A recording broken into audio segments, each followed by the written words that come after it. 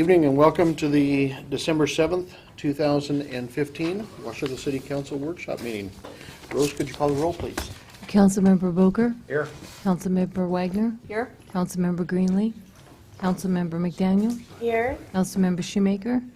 Here. Councilmember Lindsay. Here. Councilmember Freeman. Thank you. I believe Councilmember Freeman had mentioned at the last meeting that she may not be here for the workshop, but would be for the regular meeting, and hopefully will be joined by the other council members as well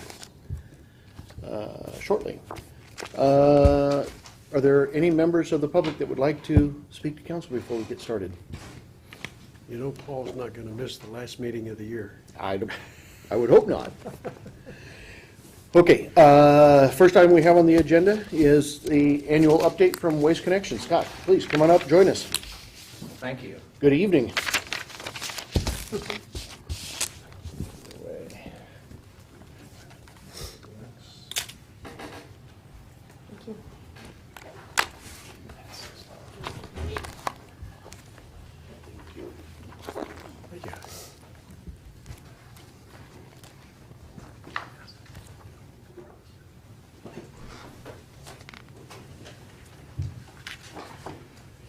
Well, good evening, Mayor Guard, council members. Some of you have known I've done this in the past where, bring out our annual report. It's kind of, I just always kind of think of us as a utility and coming out as a department head and saying, hey, this is what I got, how we doing? So won't go through it page by page, but there are some interesting tidbits I'd like to run by you. Over on page 3, obviously company vision and values. Safety is our #1 operating value. And then if you look down at the bottom, vision for the future. And really, as you read through that paragraph, it's all about our relationships, in the community, with the cities of Southwest Washington and Clark County. Over on page 5, safety. That's that top paragraph where Waste Connection's top priority is to conduct all operations in a safe manner. We live and breathe that. It's not just a department, it's a culture. We are, in our industry, we are head and shoulders above everybody else. Our incident and accident rates are much less. Here in Clark County, we have over 300 employees, well over 100 trucks on it. On any given day, on any given road in our community. So first and foremost, keeping our employees, customers, and the environment safe is our top priority. Over on page 6 and 7, charitable giving. There's a lot of great causes in our community that need a little support. We've supported over 100 local charities, well over $200,000 in cash, and over almost $240,000 in-kind services. We're proud to provide service in this community, and then also as well as our employees that work here. We just we want to do the best we can and be community responsive and engaged. How did your bike building go? That'll happen on Thursday. Well, that's this. Okay. Yeah. Yeah, and just that's one of the things. On page 7, that picture. Last year, we built over 430 bikes in one evening, right out of the box. And again, that started out as an employee program. Team building exercise, bring your families, and we soon outgrew that, and we have to we go to a big warehouse that we're fortunate enough to get donated to us. And there's great community support. I can't thank our community leaders and corporate people and friends, our vendors. Not only did we build over 400 bikes in one evening, we did it including quality checking in less than 4 hours. So again, that's one of the great. That's just an example of what we do in our communities. Operations over on page 11. Obvious service, as you all know out here, we've had growth. All of our routes have increased, solid waste, recycling, yard debris, and then commercial as well. One thing to note is, we are expanding our fleet, and when we do, we bring in CNG trucks. Better for the environment.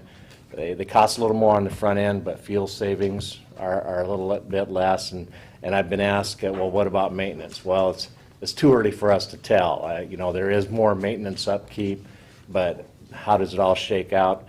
We'll see. One part of that is the drivers who are operating the CNG trucks, they are a lot quieter. So I'm sure the neighborhoods enjoy that as well.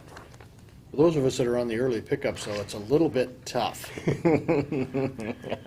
Yeah, we're in your neighborhood at 6:30, and you're at the first house at 6:31? 7:01, 7:01, okay. pretty darn close. Okay. And in order to be safe, we've got to have a diligent maintenance team, and they're repairing over, 40 repairs are made daily on our various pieces of equipment, and largely the trucks you see in our community.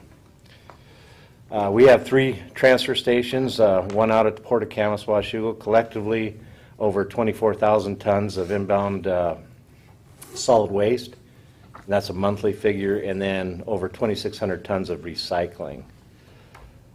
We also have hazardous waste drop-off, which is most anything you'd find in your garage, but we don't want going to the landfill. Over 1,000 tons of that a month as well. Waste reduction over on page 15. We'll talk briefly about commercial waste reduction. What do we do there? We have a team of recycle educator and coordinators. They're out in the community. They're checking on businesses.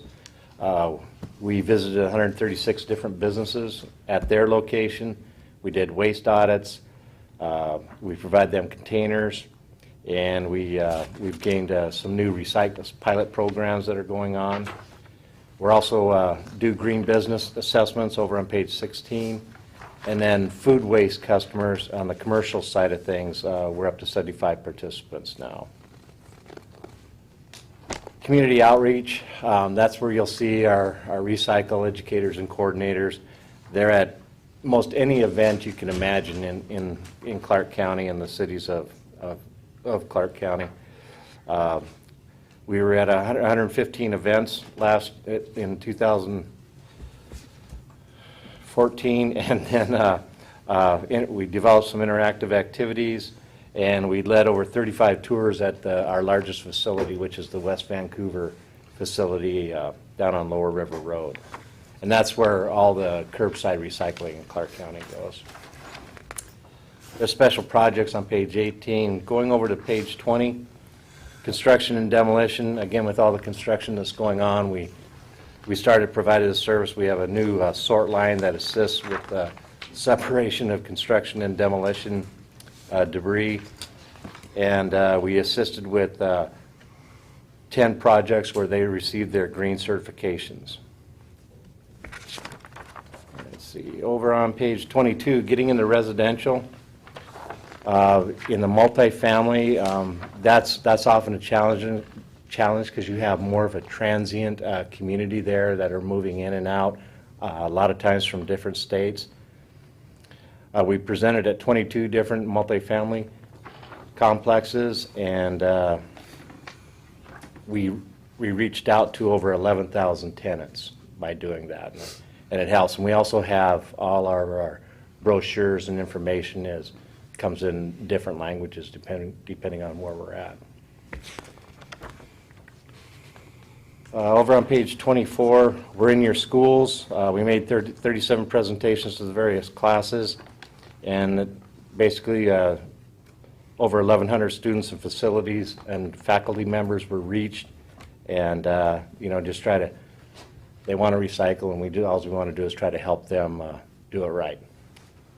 So, I know your time's valuable. I run through that pretty quickly. I apologize, but again, it's for your reading pleasure later.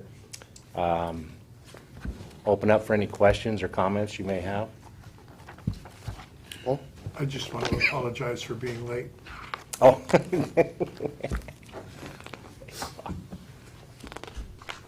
Michelle? How many cities do you service?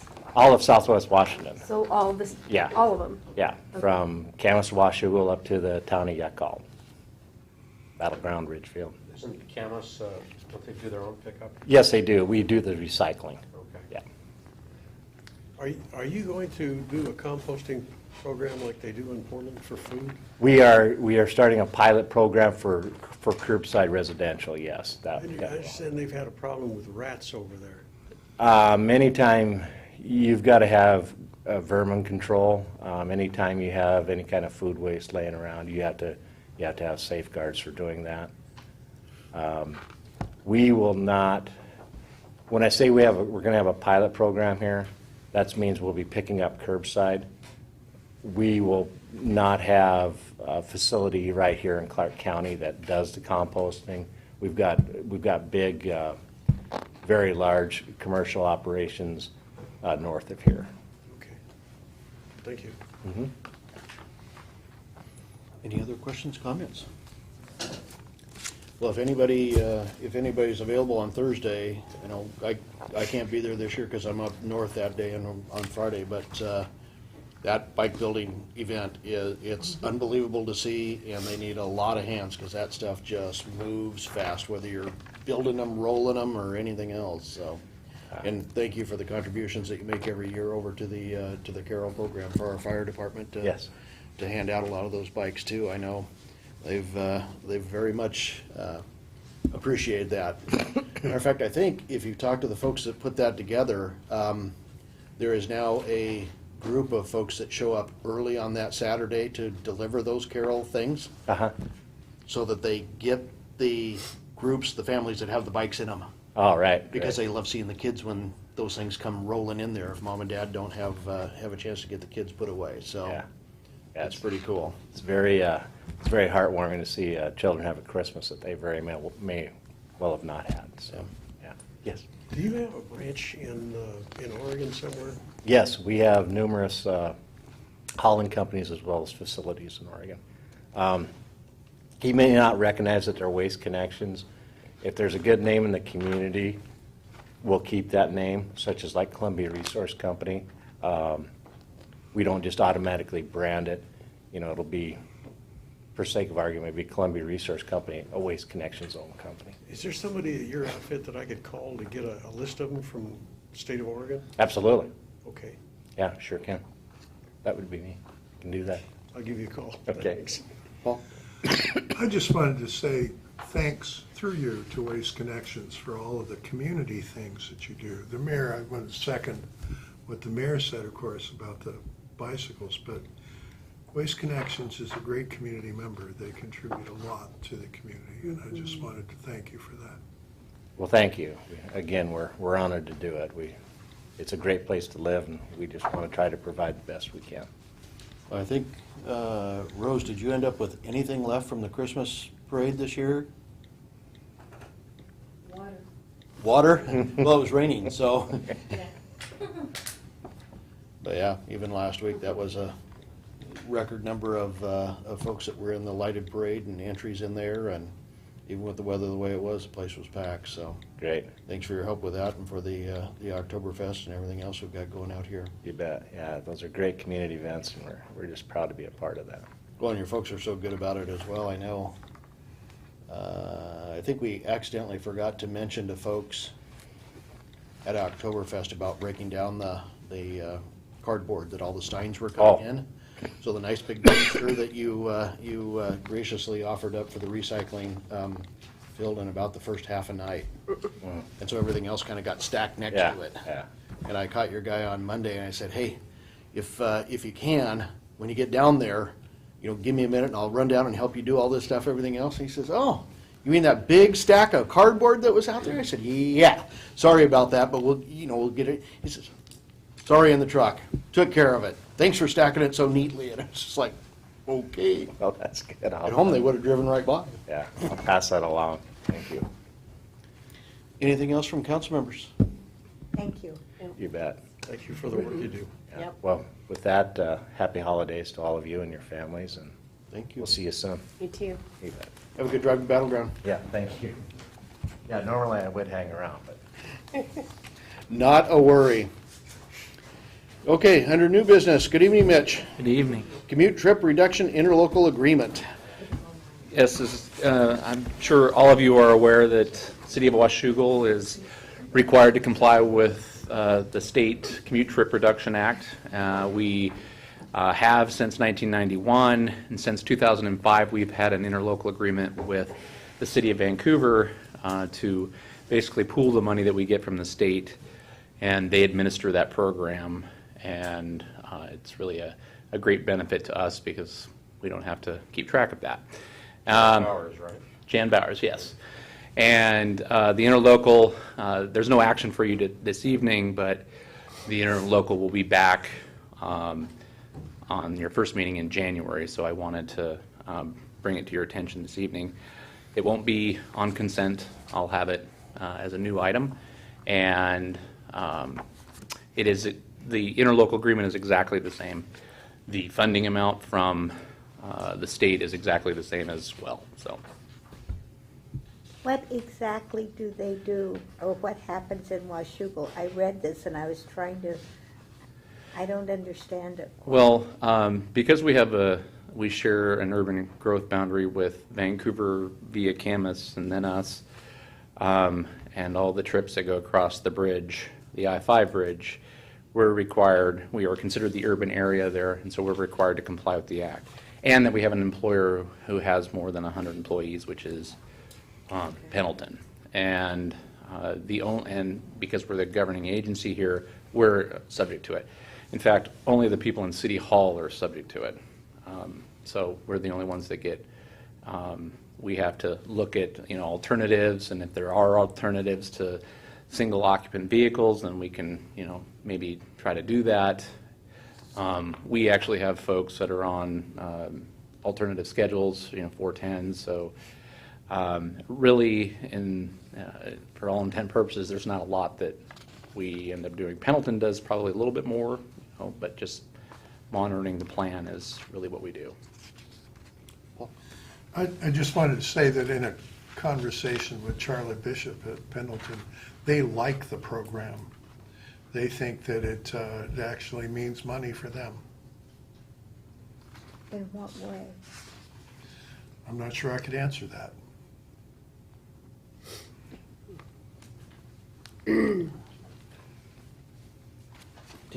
Mitch, what does it cost us to piggyback on Vancouver's program? Zero. Well, I like that. Nice going. We should do that more often. Yeah. The reason I ask is, I don't like this program. I studied it when I first got on council. 92% of the benefit goes to large metropolitan areas. Jennifer knew I was going to say that, obviously. That leaves 8% distributed among 300 small cities, of which we're one. That's not a heck of a lot of benefit for what we're doing. On the other hand, as you indicate, we're not doing a lot besides monitoring. But it's an exercise. It's a feel-good exercise, and I object to it.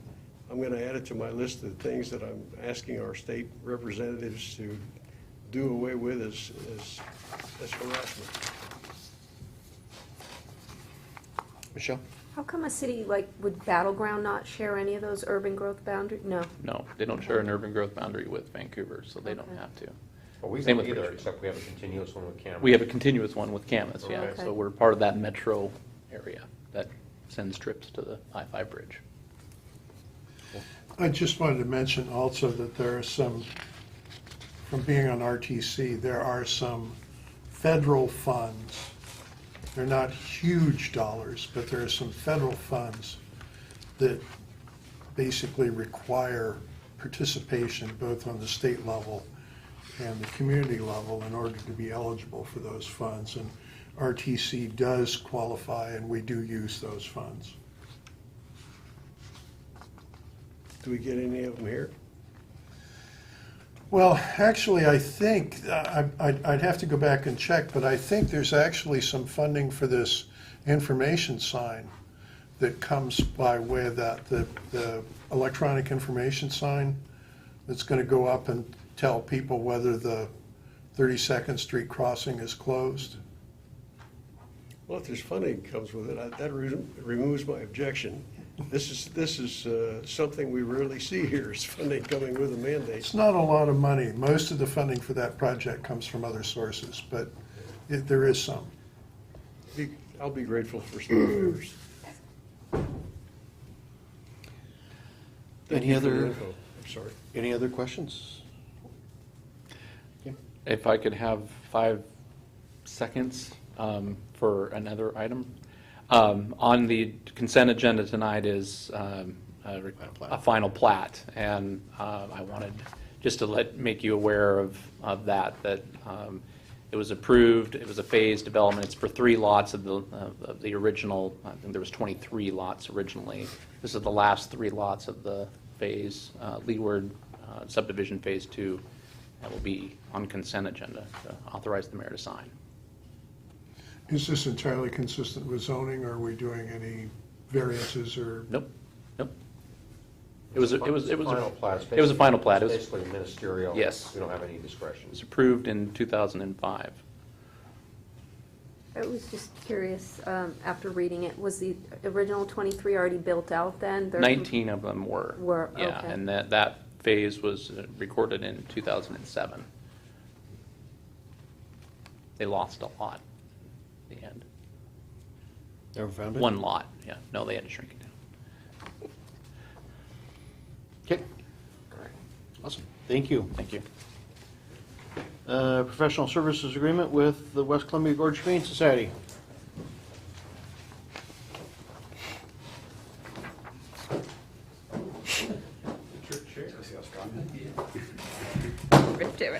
Good evening. Good evening. On the consent agenda tonight, we have the annual contract with West Columbia Gorge Humane Society. It's for the animal control portion. We basically pay for services $120 per dog that we take there. And then when we bill Camus for their portion of the expenses, we bill them for actual Camus dogs to get reimbursed for that. We budget more than $20,000 for this service, so that's why we're bringing the contract forward. Between last year's contract and 16's contract, nothing has changed, just the dates. So, And the name. and the name, their president changed, so we changed it to Misha. How much do we budget for this? We budget about $20,000, but it's a fee for service, so we get monthly bills. It's been running roughly about $1,300, I think, a month. Michelle? Do most cities budget for animal housing and control? Is that, because who else would do it, right? Yeah. Yeah.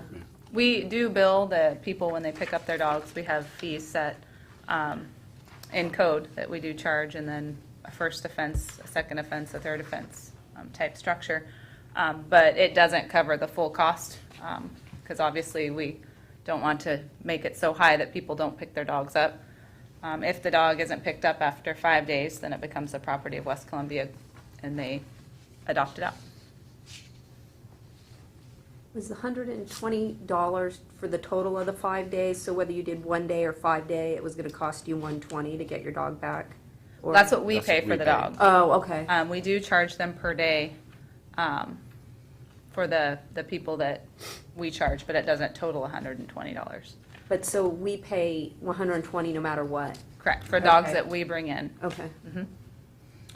What we Leaving did animal. a couple of years ago, it used to be significantly less. What we did a couple of years ago was basically reach an agreement with them to increase the cost for the revenue that we pay to them, or the expenses that we pay that become revenue to them to help them with their programs. But we also recognize that the only other option that we've really got in Southwest is Southwest Washington Humane Society, and on the animal control portion, going with Clark County, which by the time you get done with that, gets a whole lot more expensive anyway. So we found a happy price in between there that isn't theirs, isn't what we would be paying, but was a better price for the Humane Society to handle it here locally for us. They only service Camas and Washougal then, the Columbia As far as impounded impound? dogs. Okay. Are there a lot of dogs that don't get picked up after 5 days? They have a pretty good success rate. I'm going to say about 80%. Oh, great. I know even the Humane Society over in Southwest, over on 192nd, said that they're having a major problem now. It's almost, they didn't call it a financial crisis, but it was getting close because too many people are coming and getting their dogs. They don't have enough for adoption. And that's a major portion of their revenue. So they've begun importing them from other states, and they got the dogs from Korea and Hawaii. that type of stuff. Hawaii, I thought, So Hawaii. that's good. We'd rather that they go back to their families, without a doubt. Yeah, yeah. I wonder if that's because Brent? they. How does Canvas's participation work in this? We have a separate agreement with them for Correct. our, interlocal agreement with them for our animal control. Yes. We pick up a dog in Camas. Columbia Gorge Humane Society bills us $120 for that dog, and we get reimbursed how much from Camas for that? That, with the full 120 on that. And then, so what we do is we invoice Camus twice a year, So, and they pay for half the cost of the program. And then we apply any revenues that we receive for those dogs in Camus, and then add on the charges for Camus dogs so that they're paying for their true okay, part of the program. all right, good. Any other questions? You've got this on consent agenda for this evening? Correct. Okay. Thank you. Yep. And the last item that we've got, professional services agreement with the ETC Institute for the 2016 Community Survey. David?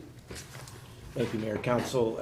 Also on consent this evening is the professional services agreement that implements the services for the 2016 community survey that you authorized in the budget.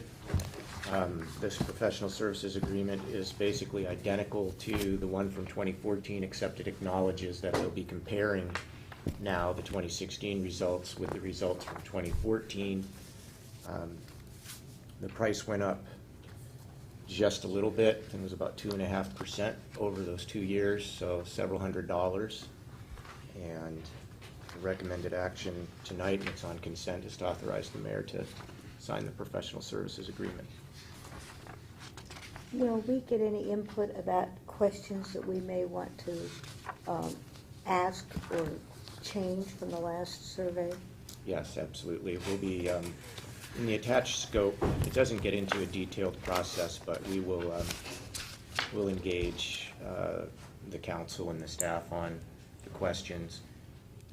One thing that's great about this company is the benchmarking that they do with other communities. And so as you recall, in 2014, there's a body of questions that we ask in hundreds and hundreds of communities across the country. And you ask them every 2 years, is the theory. And that will give you benchmarking both to yourself and to other communities over time.